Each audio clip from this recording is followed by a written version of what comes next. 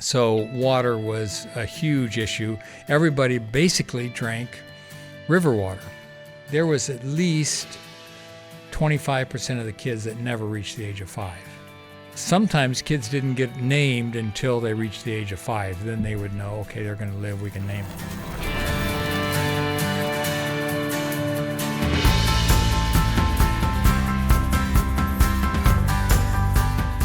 Welcome to today's episode of Stories That Move, brought to you by DreamOn Studios. I'm Matt Duell, executive producer and co-founder of DreamOn Studios, and alongside me, as always, Mason Geiger, CEO and co-founder of DreamOn. Mason, who do we have joining us today? I am absolutely thrilled for our conversation today. Today's guest is someone I've had the privilege of getting to know personally over the last several years. And when we talk about stories that inspire, stories that challenge, and stories that make a tangible difference in the world, Jim Hocking's journey embodies all of that and so much more. And if you're somebody that knows Jim or has ever seen Jim, this guy is a real-life Indiana Jones. Absolutely. So I've had the unique pleasure of traveling with Jim to the Central African Republic over the last several years, witnessing firsthand the impact of his work with Water for Good and seeing the hope he instills in communities and observing the tangible change that ripples across regions and generations, and it has been nothing short of inspiring. Just to give a quick 10,000-foot view, Jim grew up in the Central African Republic, and that early connection with CAR shaped a significant part of his life mission, addressing the pressing water crisis in the region. But it's not just about providing water, it's about sustainable solutions, it's about empowerment, it's about transforming communities from within. So without further ado, please welcome Jim Hocking, founder of Water for Good, to Stories That Move.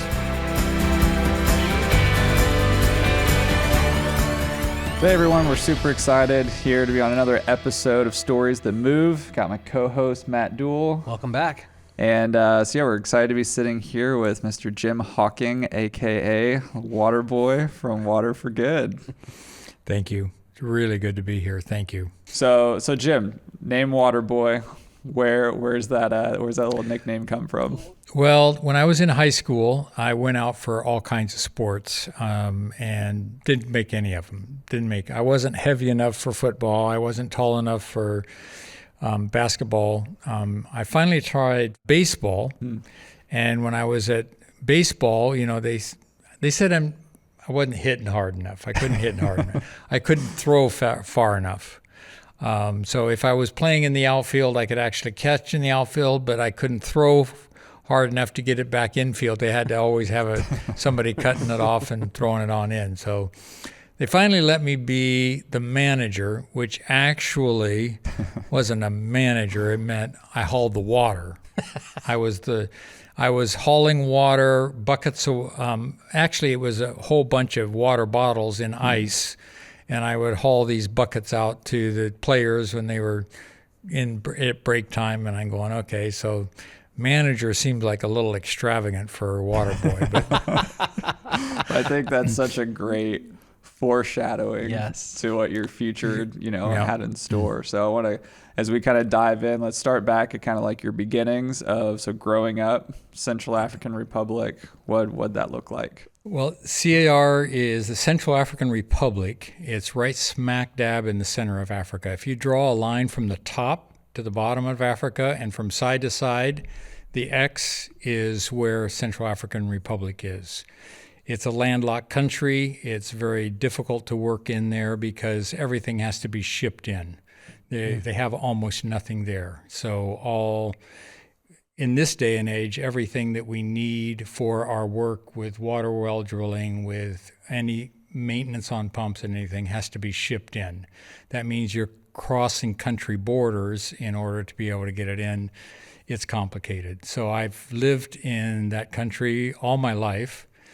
My dad took me over there when I was 18 months old. He didn't ask me anything about it. He just took me. You didn't have a say in the matter. I didn't have any say in the matter at all. We actually spent 18 months in France because I had a brother who was born there. Mom had all C-sections. We have 4 boys. And so after the C-section, my brother almost died. Because they gave him all his shots and he almost died. So they had to stay extra. So I didn't get over there to Central Africa until I was 3. But from 1957 till today, I'm still going back to Africa. And it's a country I've grown up in. It's a country I love. I love the people. I understand the people, I think, really well. Now, that's maybe a matter of opinion, but I have huge friendships there. So that's the country. That's when I went there. And for the first 17 years of my life, I lived there. And then I came home and had my junior and senior year in California. My dad's from California, my mom from Florida. They met at Bob Jones and decided to obviously get married. And then Dad took Mom to Africa, but he waited a little longer than I did. Yes. I'm excited to get into that story a little later. So growing up in the Central African Republic, I mean, what did life look like? You have, especially before I went to school, and my mom didn't want me to send me to school right away because it's a boarding school. It's 2 days drive away, and then I'm gone for a month, 2 months. And Mom said, okay, you're not going to go. So I started school a year late. So I'm a year older than most everybody in my class always have been. I really enjoyed living there and growing up there and playing with Africans. We played games, we played soccer, set up a little goalpost. My dad built me a tree house when we were there, and my brothers and I. And then my dad also planted fruit trees. He loved fruit trees. He loved growing things. So he planted fruit trees. So when the fruit would drop on the ground because it was rotten, then we picked it up and had fights. And we would get up in a rotten grapefruit makes quite a mess. So my dad was on the ground throwing up at us in the tree house, and we had a tremendous time. So growing up, I really, really enjoyed my life there, and I'm still friends with some of the people who lived on the station that we did. There was one other couple, one other family that lived there. And I still communicate with the wife. The husband has passed away now, but the wife is still living, and I communicate with her. They have a church down south of here. Okay. So at the boarding school, are you there with mostly international students, or is it a mix of locals, just kind of everybody involved? Good question. It's all missionary kids. Okay. So it was only a school for missionary kids. But there was all grades. So we had everywhere from, kindergarten all the way through, I think it was 9th grade. Then later we got another teacher who came and helped all the way through the 10th grade. But I left before they went through the 11th and 12th grade. So I actually went to Congo for my 10th grade, and then back to the States for 11th and 12th.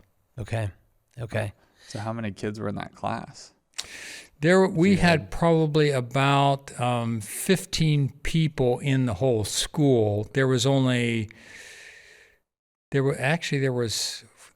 four in my class. Okay. So I had 4 people that and sometimes one of them was on furlough, but the other 3 were there. So it was, we went all the way through school together. Wow. So growing up there, spending significant portions of your life, do you find that you connect with African culture, American culture, a blend? Like, where do you feel like your heart just kind of naturally leans towards? Definitely it leans toward Africa. Okay. And I compare things all the time with Africa. Well, we wouldn't do that in Africa. We would. Yeah. You just crush cockroaches. Don't worry about them.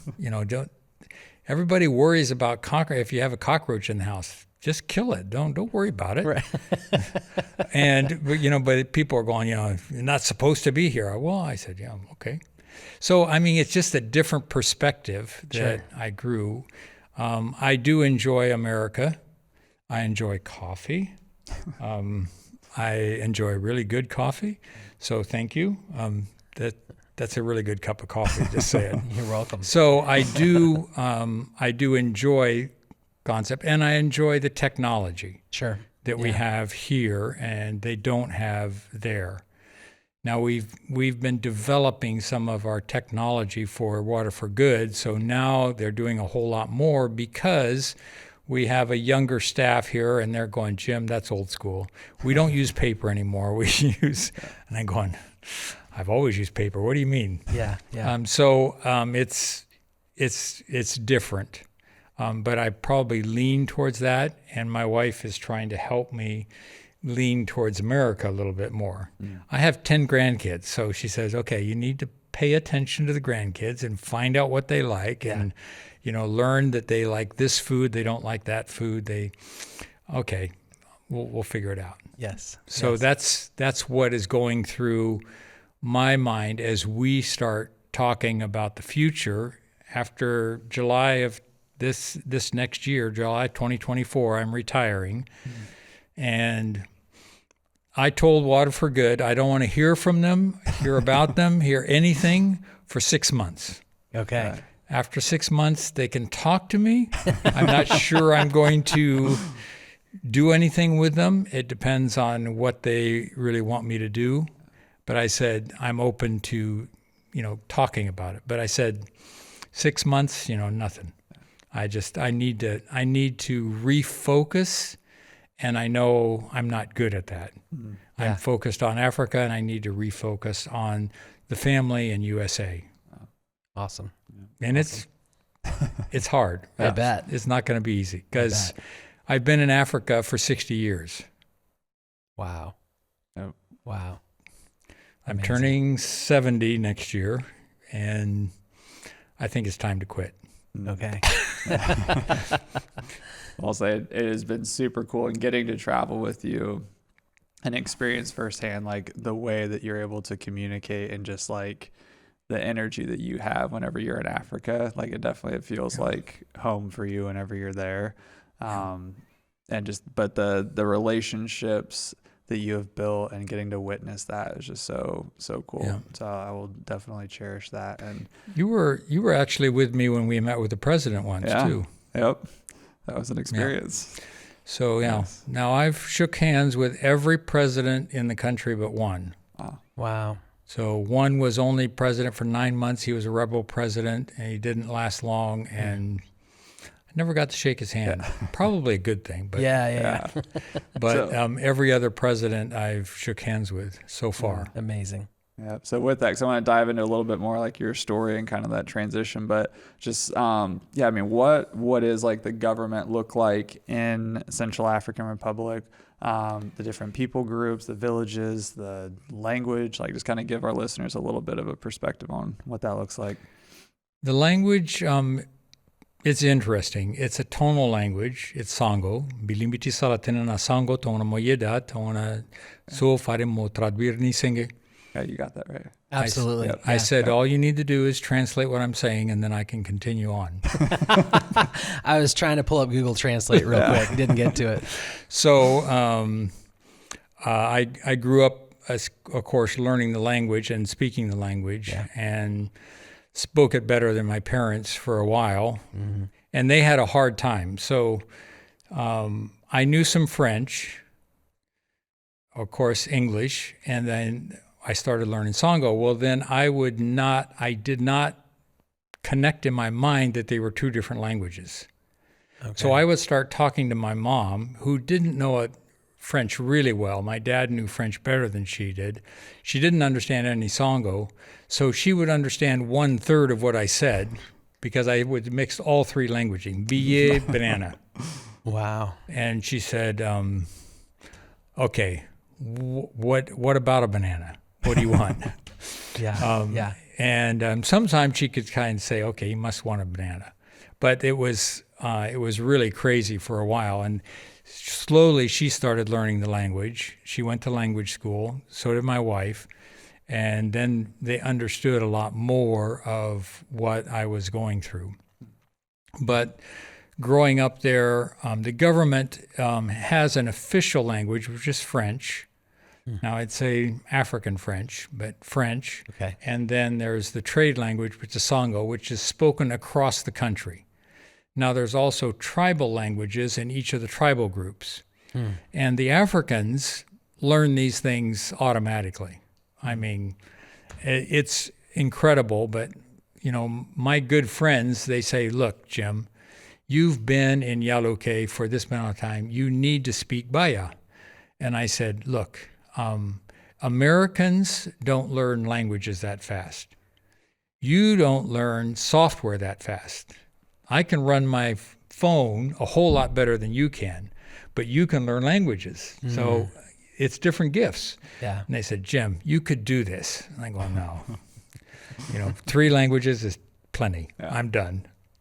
Wow. So how many of the like does he speak other tribal languages as well, or is it pretty much like your tribal language and then Sango is just kind of the very good question. So what happens is they marry a lot of times outside their language group. So like Marcelin, he grew up with my son. He speaks Baya. His wife is from Boar. They speak Banu.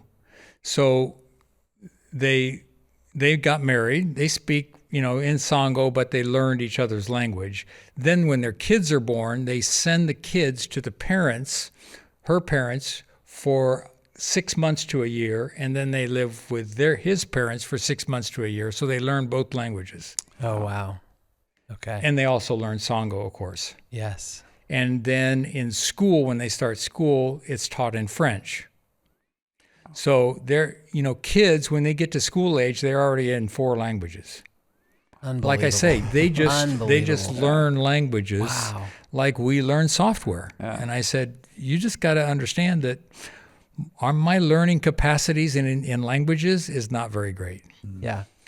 Yeah. I don't know. I have a brother who speaks some Spanish, and he has a Spanish speaking there. And I said, look, I got Sango, French, and English, period. Yeah. And, if you want me to speak, because he asked me to speak at the Spanish service, I said, I'm going to have to be translated. Yeah. He goes, Jim, you could figure out a few words. I said, no, let's just forget it.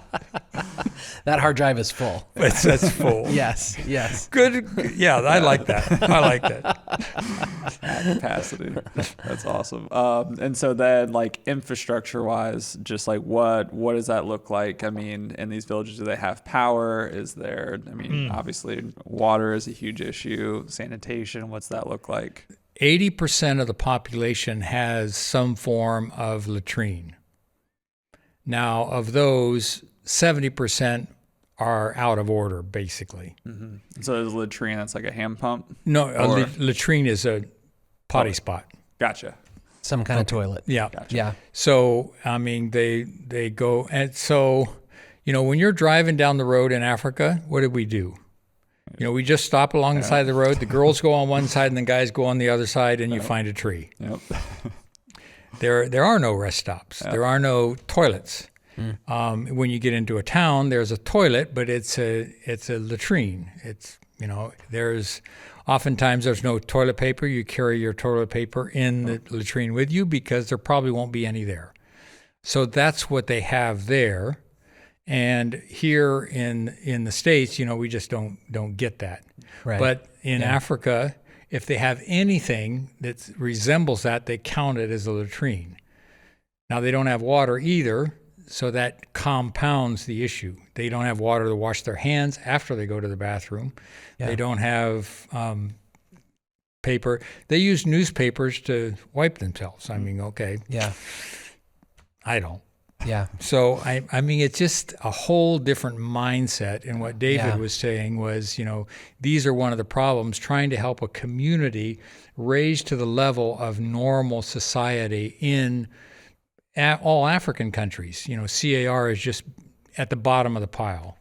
We are either the last or next to last. We fight over, Chad and us fight over bottom place.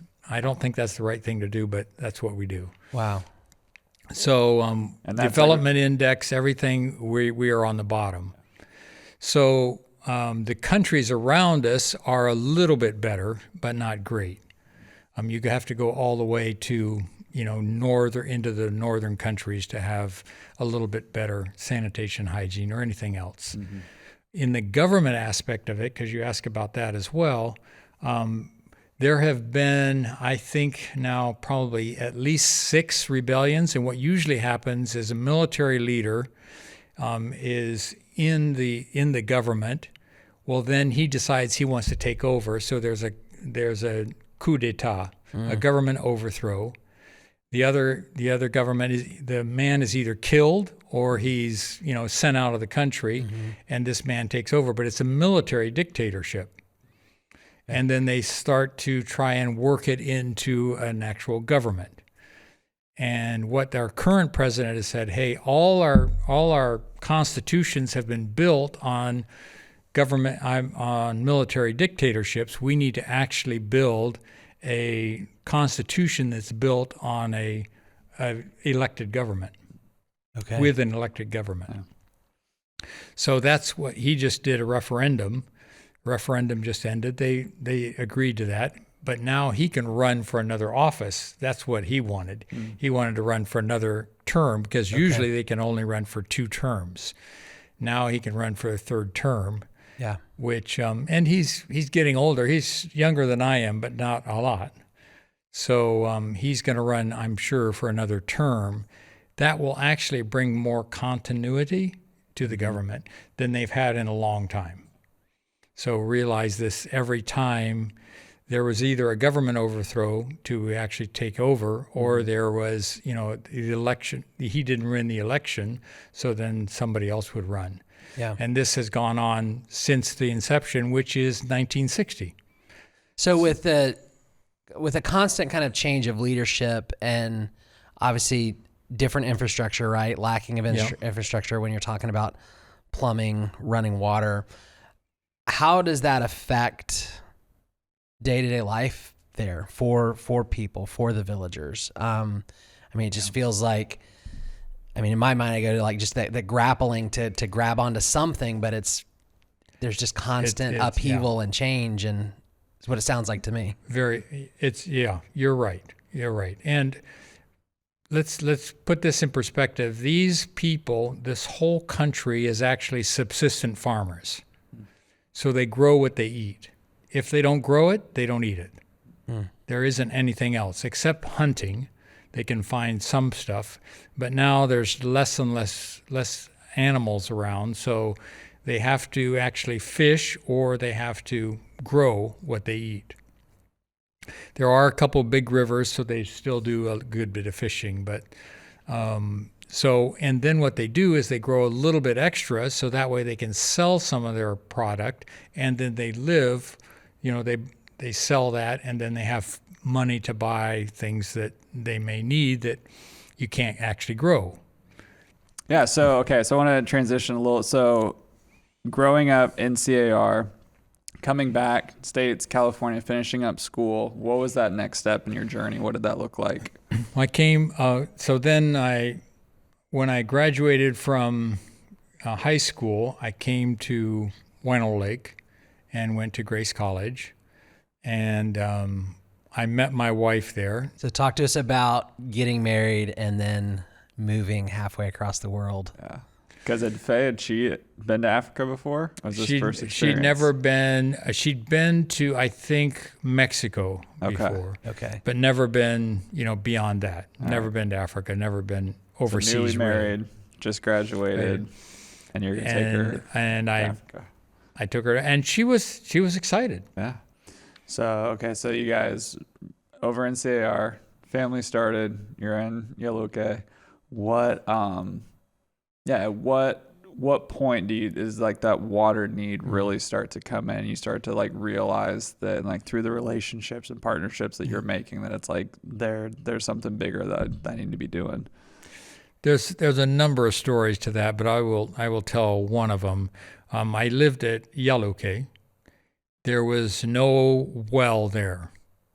We had no well. We had a spring, a kilometer away. And they had a little pump that would pump it up. Now, it had a little gas motor on it, so you had to go down, put the gas in, and then it would pump and fill the water tower until it ran out of gas. And then you'd have to go back down and fill it up if you needed more water. If not, you could wait till the next day. That was our water source. And the water tower was not very clean. I actually cleaned it out a number of times, but it's a cement tower, so it has mold and I mean, it's just not. So I realized right away the importance of water when water for good became a possibility. But then the Africans down in the village, they were all collecting water. There were a few hand pumps, a few organizations who had built, hand pumps, put Vernier hand pumps. I would say 50% of them were broken all the time. So because there was nobody that really repaired them on a regular basis. And if a hand pump, if it's not repaired every 6 months, it's going to be broken. That's just, it's a manual pump, manual things moving, parts wear out, bearings wear out. So a limited supply. And limited supply. And then you couldn't get the parts a lot of the time. So the capital city had parts sometimes, but there was nobody that supplied parts on a regular basis. Yeah. So water was a huge issue. Everybody basically drank river water. And so kids, I don't know how many kids that I saw sick, bloated stomachs.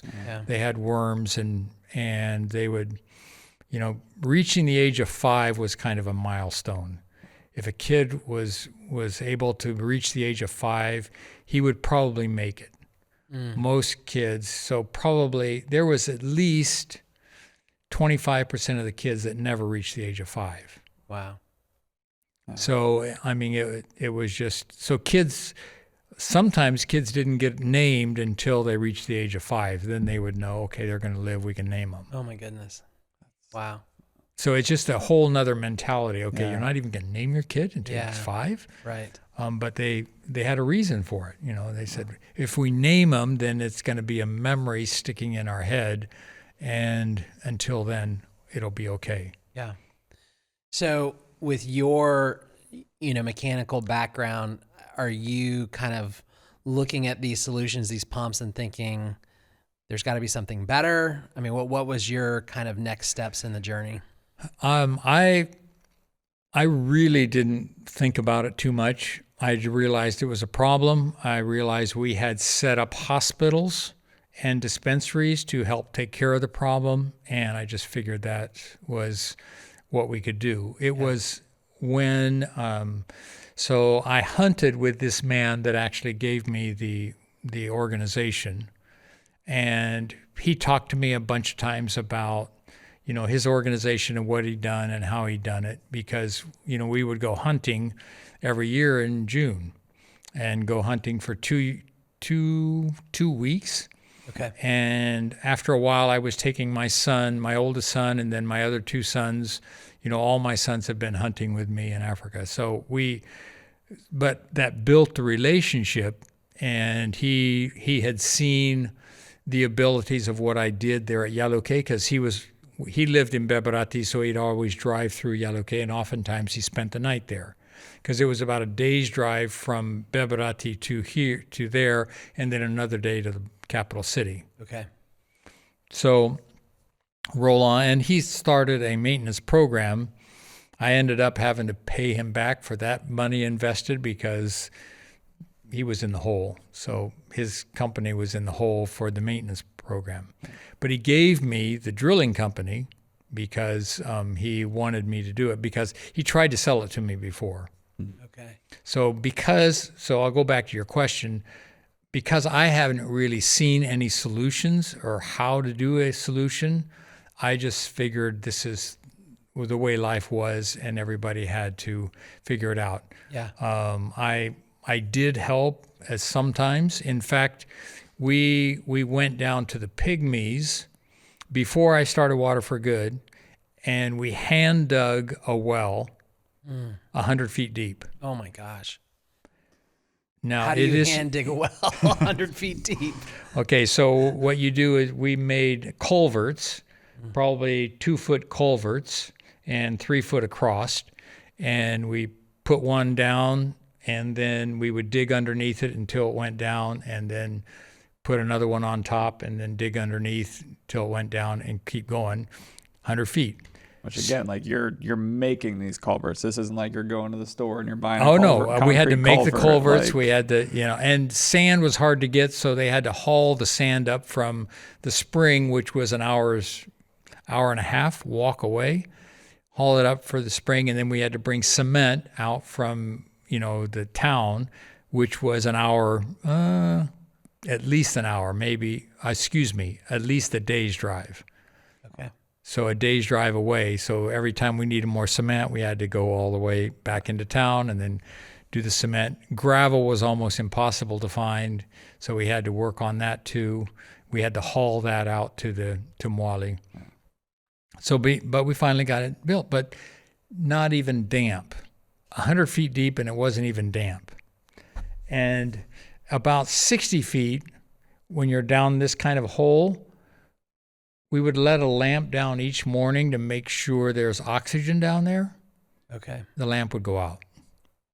Wow. So I had to go back to Yaluke and get a pump, an air compressor. Yeah. Bring it here, gas air compressor, so I could start it up and pump water. And I pumped air down the hole every morning so that they could actually go down and work, because there wasn't any air down there. Which, I mean, reading this story in your book, and you're talking about like they were tying ropes around these guys' waists that are down there, so if they pass out, they could pull them back up. Hole. Like, if we see them fall down, we go, okay, pull them up. Like, because there's holes in the side of the culverts, so they could actually, kind of work their way up if they're still awake. Yeah. Conscious, yeah. If they pass out, okay, it's going to be hard. Yeah. So we would make them tie a rope around them to let them. Yeah. They could go down, but then coming back up, if something happened, we could pull them back out. But it's just like crazy. So this is the extent that you guys. So like, how long is this process for you guys to dig 100 feet deep? It probably took, I would say, a month at least. Wow. A month of digging. And we had some guys who dig wells in Yaluke, where I was from. We had them come down and kind of help us, figure it out. And they were good. They knew what they were doing. Yeah. We just had to build culverts. Mm-hmm. Usually they don't build culverts. Wow. And they said, okay, if you're going to go this deep, this is what you're going to have to do. Prior to you coming here, I used to be really impressed with digging 2 feet for a fence post. So with your postal digger. With my postal digger, yeah, and your right, bag of quick exactly. Put the tape measure in. 2 feet, yes, I did it. That's amazing. Yeah. Okay, so you get down 100 feet, and it's not even damp. Not even damp, no water. So what do you do with it? That is the best latrine you ever had. It's the deepest latrine in all of CAR. That's the deepest latrine in all of CAR. Wow. The only problem was I put a nice hole on it, a nice place, a nice fence around it and stuff, and the pygmies were scared to death to stand on that. So you don't go into the 100-foot latrine business after this. That was kind of one and done. So what was the next step in the water journey? Did you go then to drilling? Well, then, so this was still when I was a missionary. Okay. So then I realized, we needed to have, and I actually went and talked to Roland about drilling a well, and he goes, that's too hard to get down there. That's terrible. That road is terrible. It's a forest. There's trees down all the time. It's, that's impossible. So who's Roland real quick? Roland, excuse me, yes. Yeah. Roland is the former owner of the drilling company. Okay. So, and he ran a private drilling company. Mm-hmm. So let me jump ahead a little bit. Yeah. So when I started drilling water wells, 2 things. He told me I had to start a nonprofit because the government was taxing him out of the business. So the government was actually taxing him about 40% of his income. Wow. Wow. And he said, you're not going to be able to make it. You have to start a nonprofit. Okay. So I'm talking to this guy, and I have my friend with me, and, I'm just looking over at him, and I'm going, okay, I have never started a nonprofit. I have never drilled a water well. And you want me to do both of these right now? I don't think so. So then we were going down to the Pygmies. So I'm jumping ahead a little bit, but we're going down to the Pygmies. And so we had already seen the Fulani people, who are the cattle herders. Okay. They're tall, thin people, but they're incredible cattle herders. But because they have cattle, the villages won't let them stay near the village. They make them move away from the village, and then they don't have water. So then they have to walk back to the village or go find a river to get water. So they wanted a water well. So this is the second time. Now we're talking to Roland, and Kim is looking at me and going, okay, so we just go on down. Well, going down to the Pygmy village, sure enough, there was a tree down. So we cut it out it was probably 3 foot across. Wow. We cut it out of the way, moved it out of the way, cut a big chunk out, drove around the corner, there was another tree down. Cut it out of the way, drove around the corner, there's another tree down. I said, okay, we're done. We parked. I said, we're going to walk. Now it's 23 miles back to the Pygmy village. Okay. Kim says, it's a ways. I said, yeah, but we need to go. We need to, the mission wanted us to see how they were doing. So we get all the way back there, 23 miles, 6.5 hours. That was pretty good time. That's really good time. Right, 23 miles. So we were moving because we were following 2 Pygmies. And they move. Yeah. I mean, they're short little guys, but they move. Okay. So we were following them back there, and we get all the way back there. And when we get back there, it's probably about 1 a.m, because it was already almost evening when we got there. And 1 a.m, and everybody in that village wakes up, starts a fire, big bonfire. We're dancing all around the fire. We're just having a blast, having a great time. And then they come over to me and they said, Jim, we didn't know you were coming. We had no idea. And we don't have any water. So usually they would save some water from the rains, and then we would have some water to wash our hands, and they said, we're going to have to go down to our spring. And so we walked down to the spring, an hour and a half down to the spring. We get down there, and my friend looks at me and he says, Jim, I'm not even going to wash my hands in that water, much less drink anything. I said, well, we don't have much water. He goes, yeah, but it's going to do. And then he turns to me and he says, Jim, if you had that drill rig, you could fix this. Wow. I said, that's not fair. I said, if you had the drill rig, you could do it. He goes, no, you're the guy that could do this. I said, he said, you are a mechanic at heart. You could figure it out. So we walked back up the hill, and then we walked back to the truck. All the way back to the truck, I continued to say, okay, if we're going to do this, this is the first step. If they're going to do this, this is the second step. This is what we got to do. And my friend was saying, okay, yeah, let's figure this out. I'll help you. I'm not sure what I can do, but I'll help you. I think it's the right thing to do. So I called Roland when I got back to the mission station and said, okay, I'll do it. He says, okay, well, you get back to America. When you get the 501c3 started, let me know, and I'll fly you to Sweden. So we flew. He was from Sweden, so we flew to Sweden, Faye and I both. We flew there. We drilled one well there. Then I came back home, and then we went to Central Africa, and we drilled one well there. And then he said, okay, you're good. See you later. It's like you got to figure it out. Yeah. I said, what? I mean, we've drilled 2 wells. He goes, Jim, you'll figure it out. I'm going, I don't get this. This is not a training. This is just an introduction. Yeah. And he said, well, you have some Central Africans that I've trained, so you hire them, and they'll work for them. I borrowed $5,000 from my dad. I don't have much money. How am I going to do this? He goes, well, when you need to get contracts. My first contract was in 2005, about June of 2005. The USAID had paid Living Water to drill 15 wells. Okay. That was my first, no money until then. So from March all the way till June, July, that was the first money I had, and then so I was sweating bullets because I was still paying these guys.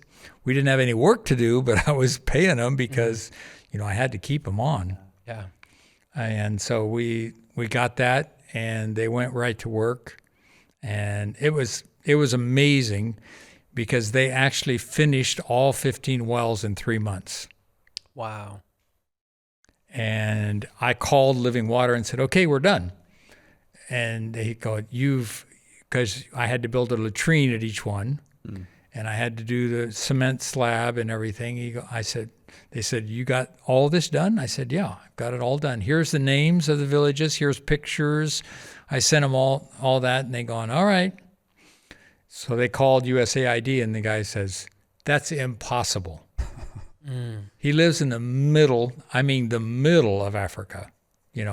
How could he possibly have gotten it all that done? He had to get everything shipped in. They said, he's already got it done. Here's the pictures. And they said, okay, we're going to send somebody out there.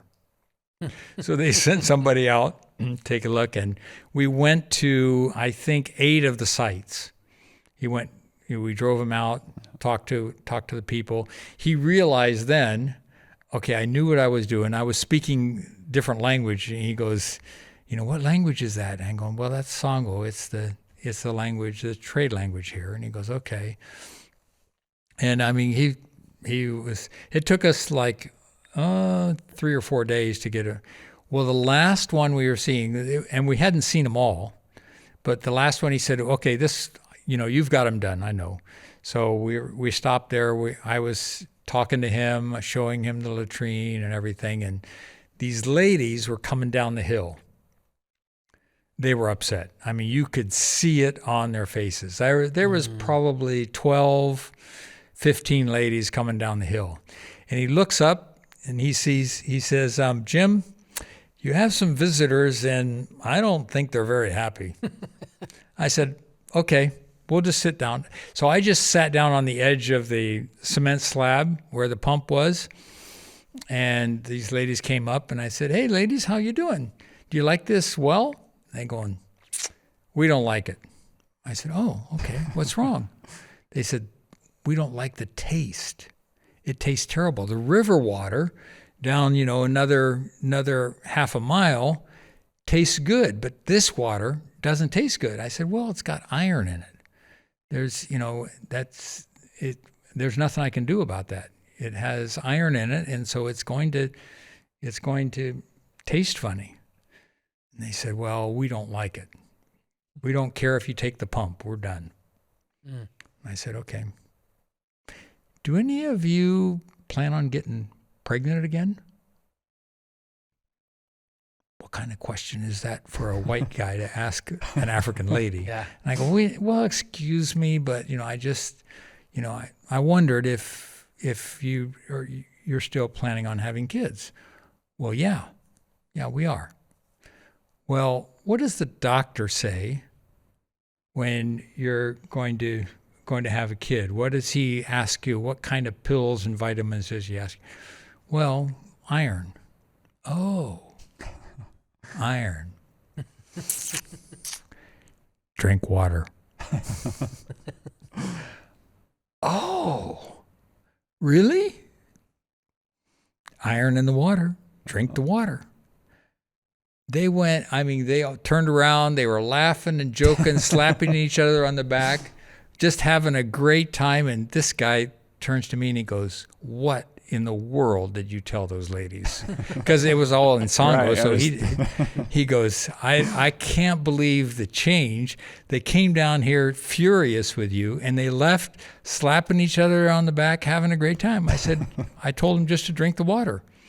They go, wait a minute. You had to tell them something else. I said, no, I told them to drink the water because there's iron in the water. Yeah.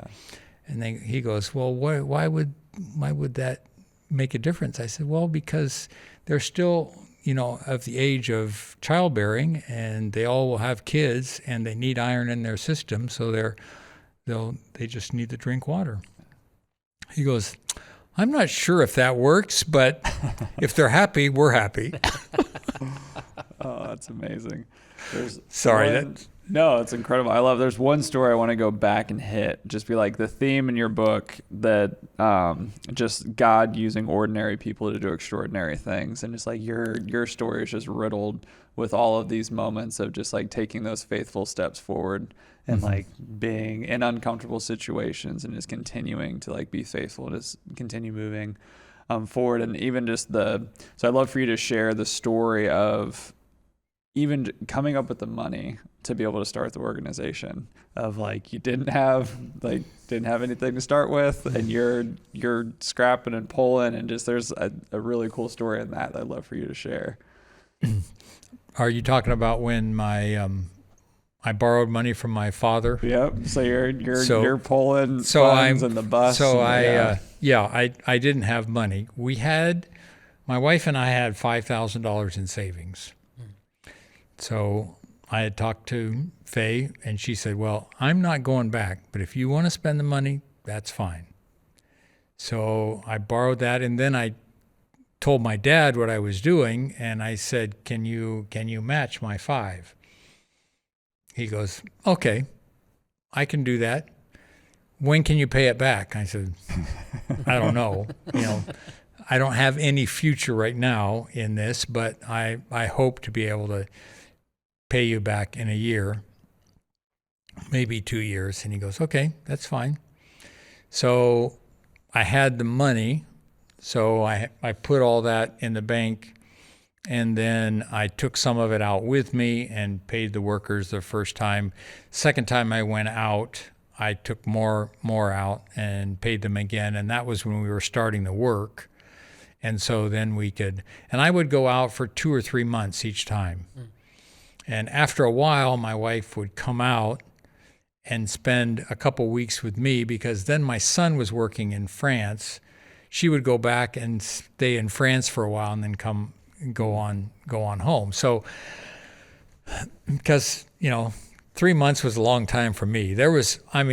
I know there's guys that, they're in the military and they're gone for a couple of years and stuff, but that's not for me. I said, I'll do 3 months if I have to, honey, but if you come out in the middle, that would really be nice. I'd just like to see your face. Yeah.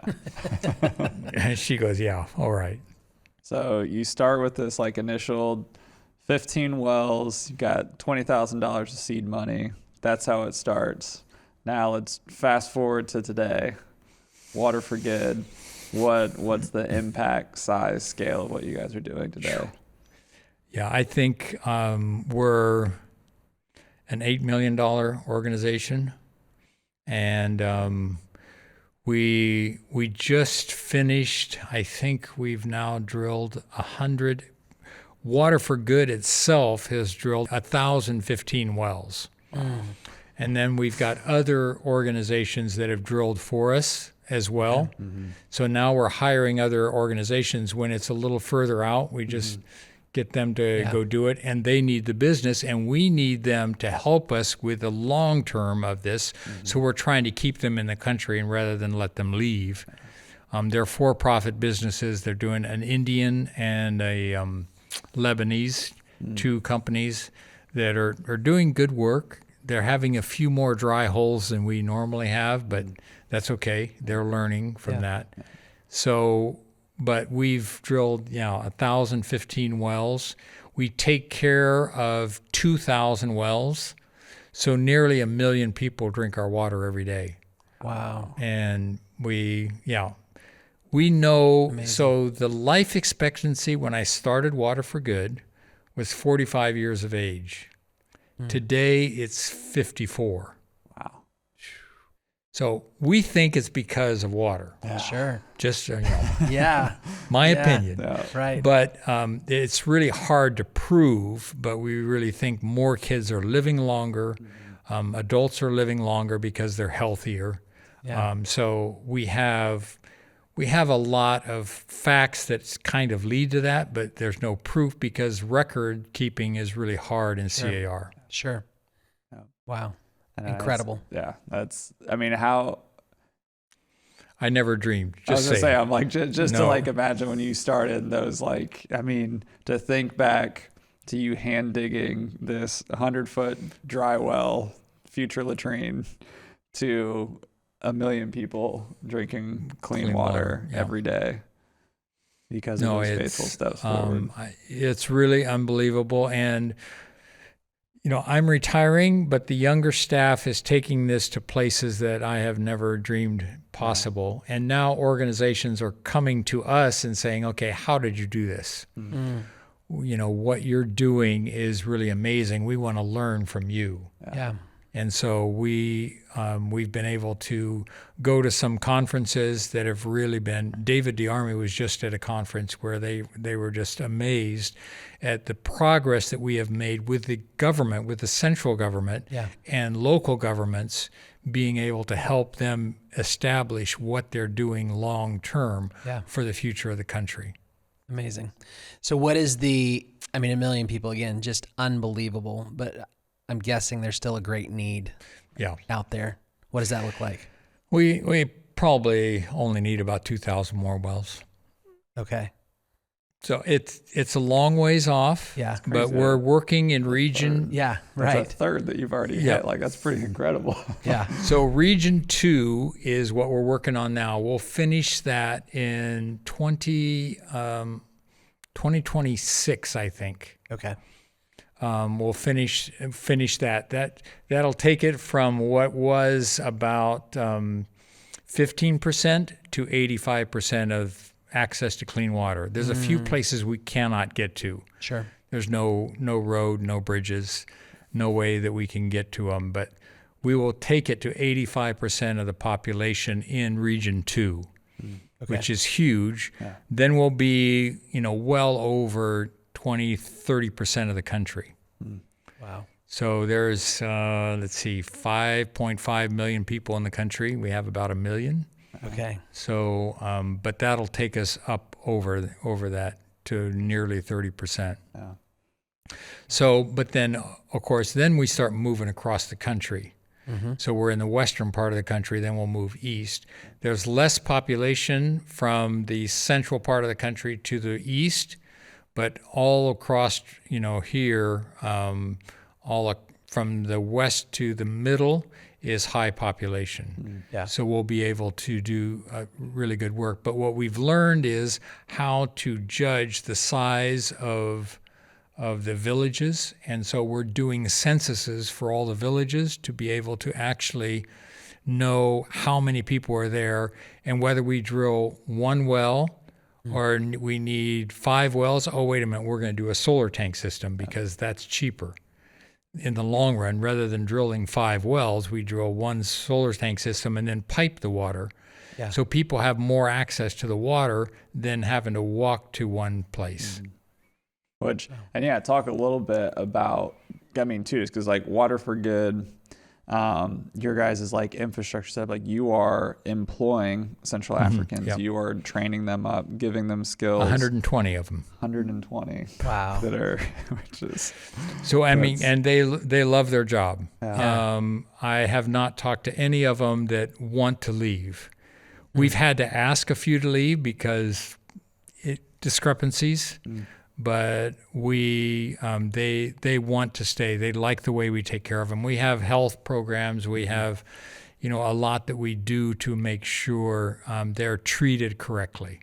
Yeah. We're paying normal rates, a little higher than normal rates, and so they really like our jobs. So nobody wants to leave, Yeah. Which is amazing. which is fun. Yeah. That is awesome. And then in the villages too, that where you're putting those, so the new solar Yeah. tank systems, which I've got to see as you guys are installing those. Then Yep. you've got tap stand operators, and so each unpack And we that got a little bit. we got nearly, we've got 250 tap stand operators, and they're paid by the water that's pumped. So they have to charge for the water. They're paid a portion of that. So a percentage of that, I think maybe 15-20% of that goes to their salary. So we don't have to pay them out of our working funds. We're paid by the water that they're selling. Yeah. So if they sell better, they do better. If they sell worse, they don't get as much. Yeah. But all of them have run businesses in the towns, so they know about business and how it works. Okay. And then we hire them to do our work. And they said, most of them will say, hey, what I was making before running my leather shop, running my hardware shop was nothing compared to what I'm making now. I love this job. And how cool for them to get to you're literally pouring life Yeah. for your community. Yeah. It's you're not going and waiting in line to a foot pump. Yes. They're literally turning on a faucet and being able to fill up these. Yes. Yeah. Well, I was just thinking back to where we started of you experiencing growing up, just lack of infrastructure, Yeah. lack of stability, and you all are helping to create that Yeah. in a very sustainable way. Thank you. That's beautiful. Yeah. That's really No, beautiful. I love it. So for you, leaning towards retirement, going on the 6-month, don't pick up the phone and call me list. But what are you excited about for the future as it pertains to Water for Good, Central Africa? I'm excited about where they're taking it. The younger generation, everybody that is working for Water for Good now, except for one or two in the stateside, are my son's age. And I'm going, okay, so they're a good bit younger than I am. Yeah. But they know what they're doing. They're doing it well. I just need to work hard at keeping my mouth shut. Just saying, I've gotten upset with a couple of them a couple times, and they're patient with me. They're going, okay, Dad, figure this out. So I think for me, I see a real possibility that they will actually move across the country and be able to actually make things work, where I was just struggling from day to day for a long time, for the first probably 6 years. And I kept growing. I kept doing different things. I had teams come out. Now we have teams come out, but it's donor teams. Okay. People come out and they want to help dig a well. I said, these guys got it. You don't need to do that. If you would just tell them they're doing a good job, you're really impressed by how they're doing it and what they're doing. When you see a guy doing the cement work, compliment him on what he's doing, they're going, okay, I'd like to do the cement work. No, they know how to do all this. So you need to, if you could help them realize their value. What I want to do is add value and integrity to the Central African. If you will help me do that, I'll take you anywhere you want to go. Wow. And they going, okay, it's not what I was imagining, but okay, I get it. Yeah. Because these are the people that they are running the company. It's their country. It's their business, and they know how to do it. We need to complement them and add pride and integrity to their lives and not worry about what we need. I love that. All right, so Jim, I could listen to you tell stories for hours, but we like to end every episode with what we call, it's a little rapid fire questions. So don't put a whole lot of thought into these. Okay. But so favorite comfort food in the CAR and the U.S.? Favorite comfort food in the U.S. is a Snickers bar and a mocha coffee. Okay.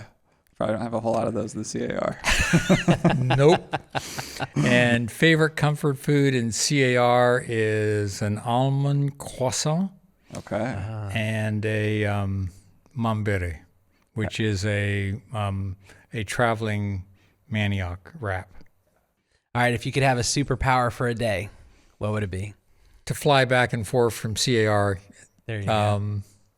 Yeah, just to be in CAR and be back. It's like teleportation. Yeah. Yeah. that'd be a Mason's good told one. me about some of your travels over there, so that sounds like a good one. Good choice. All right, describe CAR in just 3 words. Workaholics, poor, happy. When did you get your first hat? When we were on our honeymoon, Okay. my wife bought me my first hat in Disney World, Yeah. Nice. and worn one ever since. Yeah. So whenever we were in the CAR, they have a hard hat that was made for him that is in the shape of his hat. All right, so that leads me to my next question, which I'm freelancing this one. So, what celebrity do people compare you to, and why is it Harrison Ford? Wait a minute, you already answered it. That's no fair. Seriously, has anybody ever compared you to Indiana Jones, Harrison Ford? Well, they often say, well, you're not Harrison Ford, but you're Indiana Jim.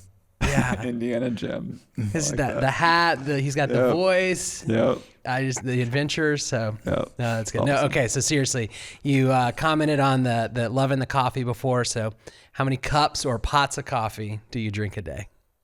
So I probably drink at least 6 cups a day. Wow. And That's before 6 sometimes a.m., more. right? What? That's before 6 a.m., right? No, I drip. I get up, make coffee, make my wife a cup of coffee, and then have my devotions and my reading, and then start answering my WhatsApp messages and so forth. Well, Jim, I just want to thank you for your time today. Thanks for being on this. Your book, so One Drop of Water, tons of stories in here. It's incredible. Highly recommend any of our listeners to get a copy of this. Where's the best place for them to find this? Right now, me. Okay. Well, we'll put Jim's info in the podcast description to get a hold, because this is thoroughly enjoyed this. Just the stories and the amount of the lives that have been touched through your work, and just I just love the tagline. I mean, honestly, I had a mark out in here. I kind of want to read this. So you ended your intro with, if you want a story about an extraordinary person, find a different book. If you want a story about an extraordinary God who chooses to use ordinary people to do extraordinary things, keep reading. And as I read through this, I was just highlighting the names of all of the people who were a part of your story and journey and Water for Good as it's grown, and to think of the ripples that come out from all of those. That's just an incredible story. So I just want to thank you for who you are and the legacy that you've built and led, and the generations that are going to be touched by the work that you guys are doing. It's truly inspiring. So I just thank you for the opportunity to be here and to talk with you. And we're looking forward to maybe seeing you out in February again. Yep. I'm looking forward to some more of those morning runs. It's good times. Okay. Yep. Awesome. Thanks so much. Thank you for joining us for this episode of Stories That Move, brought to you by DreamOn Studios. Make sure to subscribe so that you don't miss the next episode. And remember, if you or your organization have a story you're eager to share with the world, DreamOn Studios is here to bring that story to life. Don't hesitate to reach out. You can find us on LinkedIn, Instagram, Facebook, or visit our website at dreamonstudios.io. We understand how overwhelming it can be trying to bring your vision and story to life, but that's why we exist, and we've walked alongside hundreds of clients doing that very thing. Yeah. We believe every story has the potential to inspire, to move, and to make a difference. Let's make yours heard. Until next time, keep moving forward and keep telling those stories that matter. Take care, everyone. We'll see you next time on Stories That Move.